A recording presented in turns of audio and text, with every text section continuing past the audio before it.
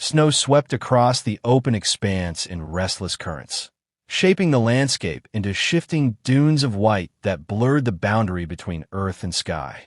Beneath, a camouflaged veil of woven fibers and frost-coated fabric, Staff Sergeant Cole Mercer lay motionless against the frozen ground.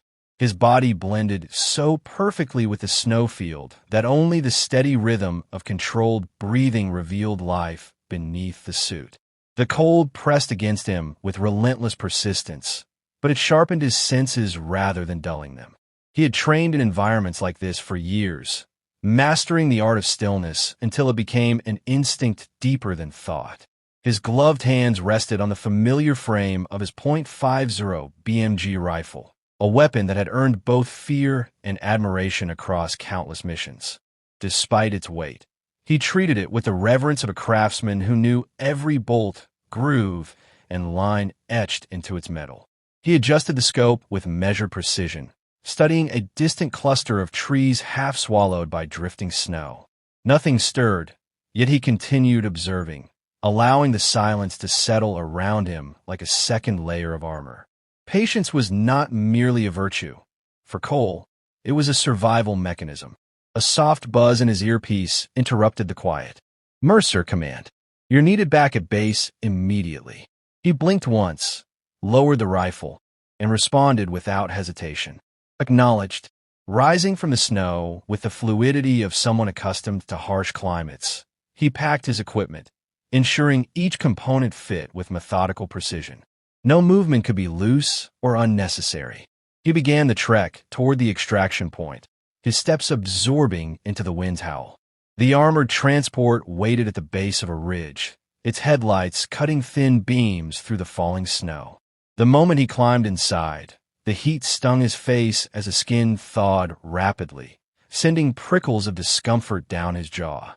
The ride back was silent, interrupted only by the hum of the engine and the low hiss of heaters fighting the Arctic cold.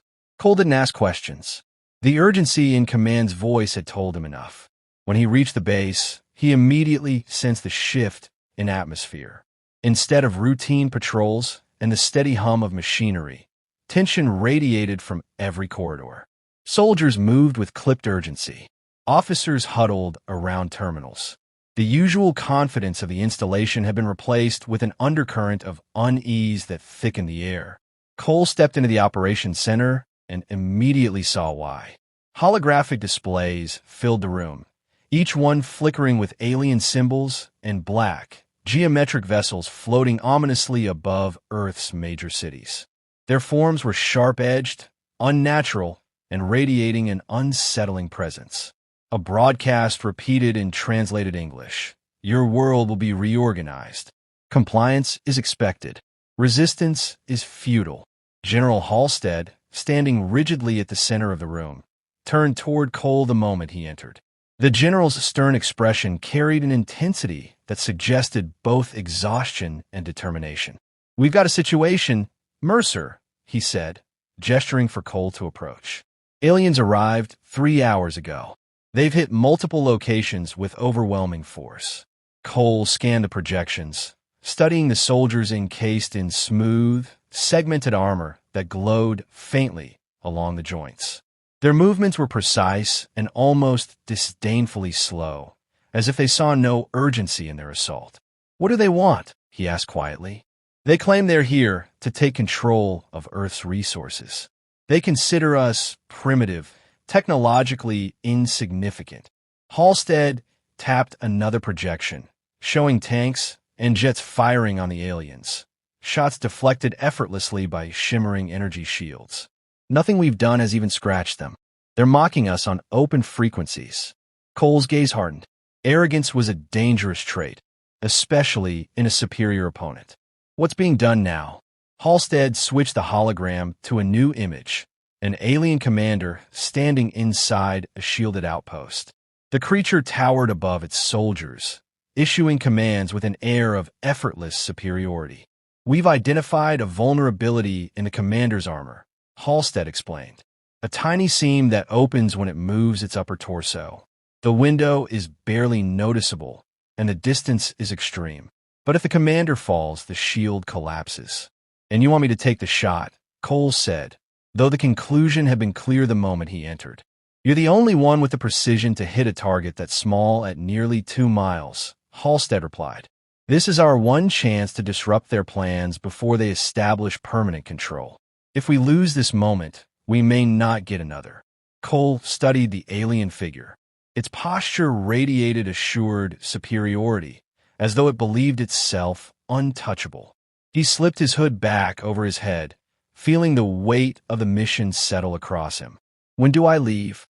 Immediately, Halstead answered. You'll be deployed to a ridge with direct line of sight. After that, you're on your own. Cole nodded once. There was no hesitation, no fear, only purpose. The aliens had dismissed humanity's weapons as outdated relics unworthy of concern.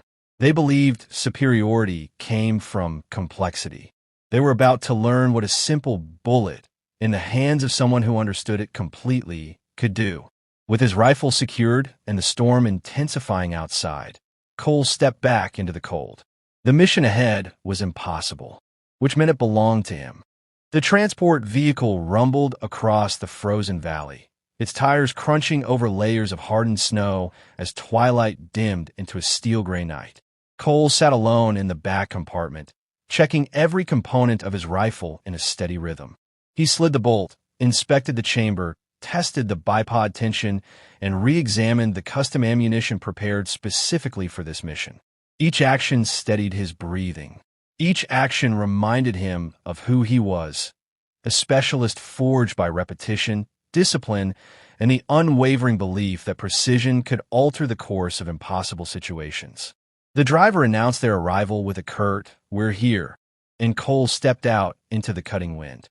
The ridge they had chosen overlooked the valley where the alien outpost had carved its shimmering blue dome into the snow.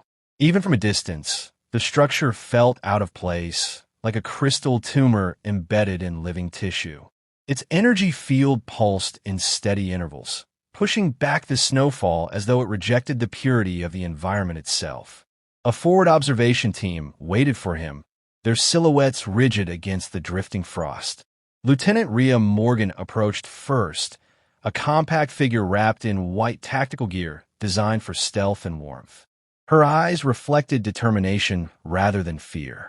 She had worked with Cole on previous missions, and though they were very different in temperament, she spoke in sharp, rapid bursts. He spoke rarely. They shared mutual respect forged under fire. "Glad you made it," she said, handing him a thermal visor calibrated to track the alien soldiers through the distortion of their energy signatures. "We've been monitoring their patrol patterns. They're predictable, but their sensors are not. You'll need to stay completely still once you set up." "Understood," Cole replied, accepting the visor without hesitation. "Where's the vantage point?"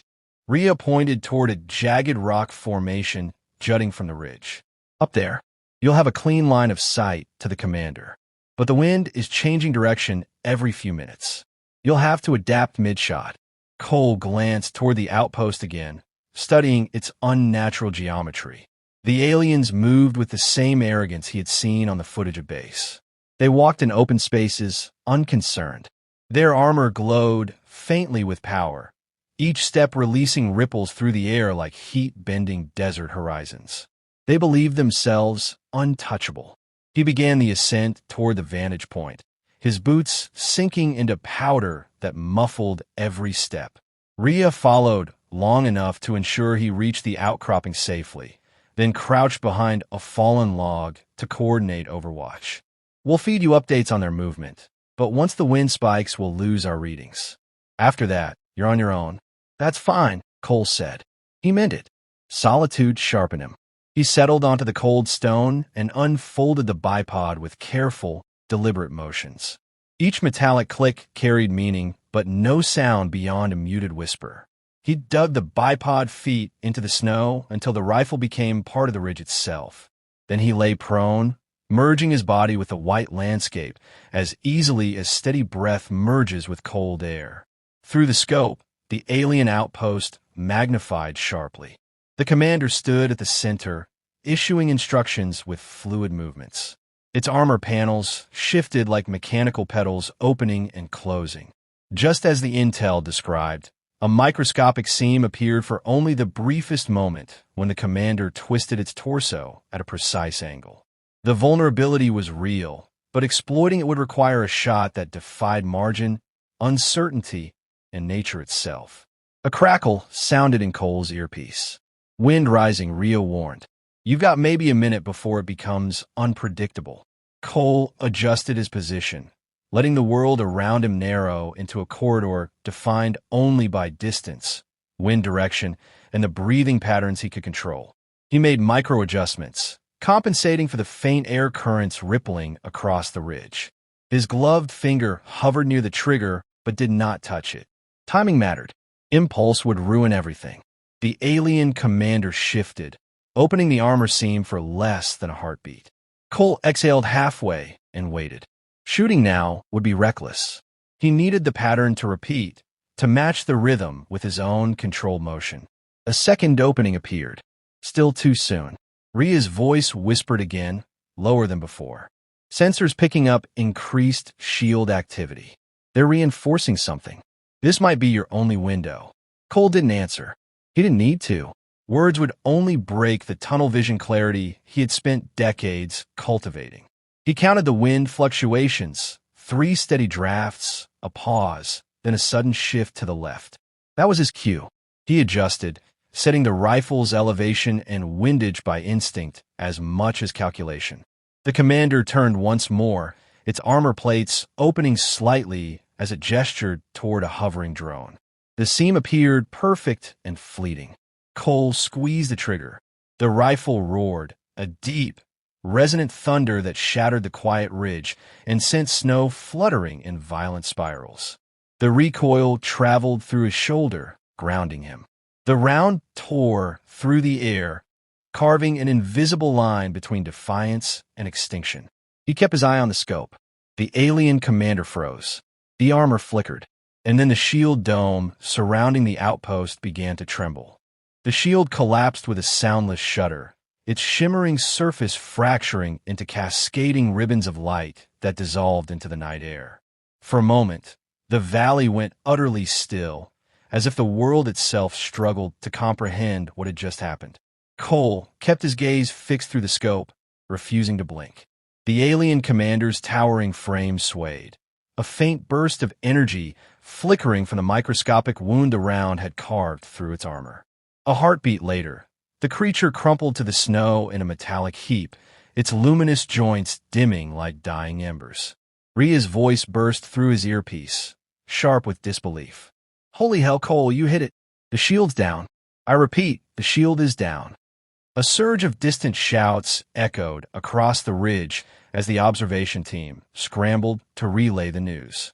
Cole exhaled slowly, letting the tension melt from his shoulders. The shot had been perfect, but perfection had never been the goal. Necessity had driven him, guided by the certainty that failure was not an option. Even so, he allowed himself the briefest moment of pride before shifting focus back to the outpost. Below, chaos erupted. The aliens had always moved with calculated precision, their posture radiating effortless superiority. But now confusion rippled through their ranks like a shockwave. Soldiers stumbled as their armor recalibrated frantically, exposed to the bitter cold without the protection of the energy dome.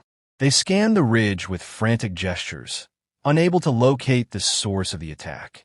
Their technology, for all its sophistication, was helpless against a projectile too primitive to trigger their detection systems. Cole adjusted his scope and surveyed the valley. Human strike teams surged from concealed trenches and snow-covered ridges, their footsteps synchronized with a confidence that had been missing since the aliens arrived. Vehicles roared forward, engines thundering as missile crews took aim at the outpost's now vulnerable architecture. The first explosion ignited the night, sending shards of alien alloy flying across the crater ground. "Cole, we're moving in," Ria called out. He could hear the exhilaration in her voice, a sharp, fierce edge fueled by the sudden shift in momentum. "Your shot opened the door. Now let's kick it down." "Understood," he replied, already packing his rifle. The mission wasn't over, but the tide had unmistakably turned. He slung the rifle across his back and descended the ridge with careful strides, keeping low as human forces advanced. Snow whipped across the valley in gusts, mixing with the steam rising from burning alien equipment. As he reached the base of the ridge, he encountered Rhea sprinting toward him, her breath visible in rapid bursts. She didn't stop running until she was close enough to see the faint exhaustion in his eyes. "I knew you'd make the shot," she said, though her voice trembled slightly with the enormity of what had just occurred. No one else on Earth could have done that. Cole shook his head, not in humility, but in clarity. Anyone with the right training could have tried. We didn't win because of the shot alone. We won because we adapt. Before Rhea could answer, a thunderous shockwave rolled across the valley. A massive alien transport ship descended rapidly, its hull glowing with hostile intent. The ground teams scrambled for cover, and alarms flared across the comms channel. Cole instinctively reached for his rifle before realizing he didn't have a clear vantage point. The transport hovered above the outpost, scanning the destruction below. Then slowly it retreated. The lights along its underbelly dimmed, and its trajectory angled upward, leaving the battlefield without firing a single shot. The remaining alien soldiers activated emergency beacons and vanished in spiraling columns of energy, abandoning the outpost entirely. "They're evacuating," Rhea murmured in disbelief. "Why would they run?" Cole watched the retreating vessel until it disappeared behind clouds. "Because they finally learned we're not harmless." Human forces secured the outpost within minutes. Engineers swarmed the structures, gathering data from exposed consoles and dismantled shield generators. Officers relayed updates through the channel, their voices tinged with triumph. For the first time since the aliens arrived, humanity wasn't reacting. They were advancing. Cole stood at the edge of the ruins, observing the remains of the alien commander. Despite its formidable armor and imposing design, it seemed oddly fragile now, stripped of the invincibility it once projected. He knelt beside it, noticing the precise entry point the round had carved, an impossibly small opening, yet enough to unravel an entire operation. Rhea approached quietly. "Think they'll come back?" "They will," Cole said. He rose to his feet and surveyed the sky, as though expecting another ship to descend. "They underestimated us once. They won't make that mistake again." "Good," she replied, "because now we know they bleed." Cole's gaze drifted toward the horizon, where dawn's first faint colors began to melt into the darkness. The battle had been won, but the war remained uncertain. Still, the outcome of tonight's confrontation echoed with a message that would spread far beyond Earth. Advanced technology didn't guarantee victory. Understanding one's tools, mastering them, and wielding them with purpose, that was humanity's strength. He shouldered his rifle, feeling its familiar weight settle against his back. Humanity had sent a message, and Cole had been its messenger. There would be more battles, more impossibilities to overcome, but he was ready. So long as he could place a single round where it mattered, hope would never fall silent.